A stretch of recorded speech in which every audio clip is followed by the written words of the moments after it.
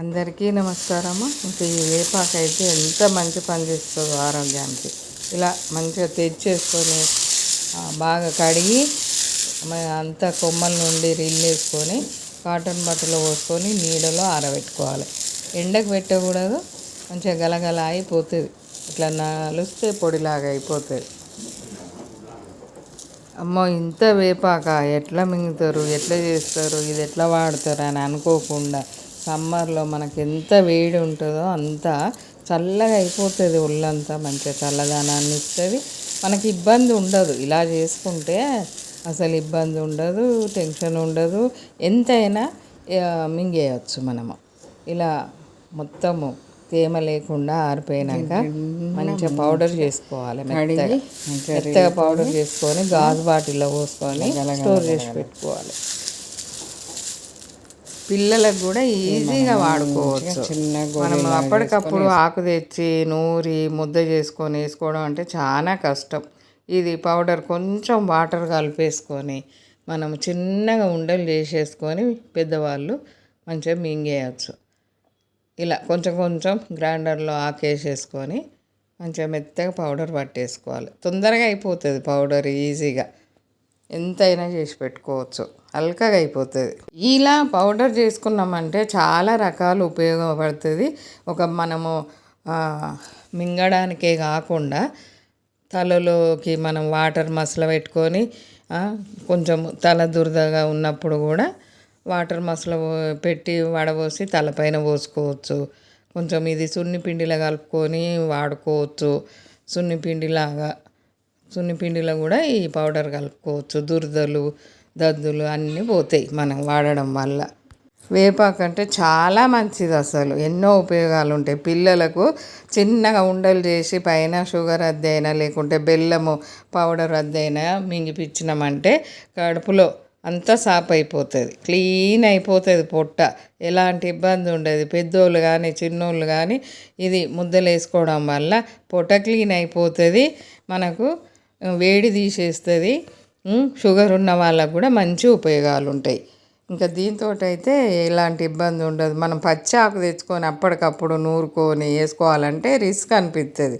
ఇలా మనకు స్టోర్ చేసి పెట్టుకున్నాం అంటే తొందరగా పని అయిపోతుంది ఈజీగా. పిల్లలు పెద్దలు అన్నిటికీ వాడుకునే అవకాశం ఉంటుంది.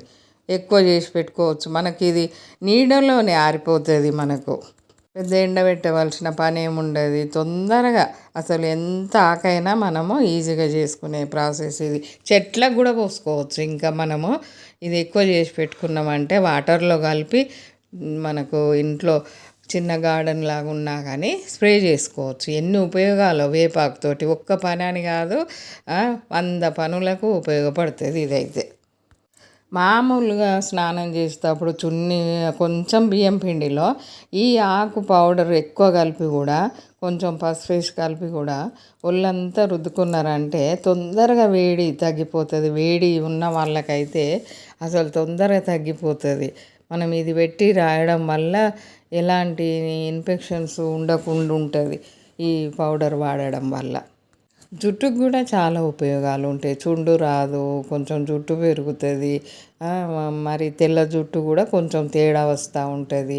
మనము మొత్తము తల రుద్దుకోవడం షాంపుతోటి అంత అయిపోయిన తర్వాత లాస్ట్కు 2 చెంబుల నీళ్ళు వేపాకు నీళ్ళు తలపైన పోసినామంటే మంచి ఉపయోగం ఉంటుంది. చుండు రాకుండా ఉంటుంది.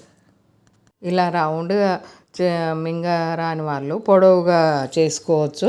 కొంచెం చిన్న సైజు అయినా చేసుకోవచ్చు. ఇది ఇష్టాన్ని బట్టి ఉండలు తయారు చేసుకోవచ్చు.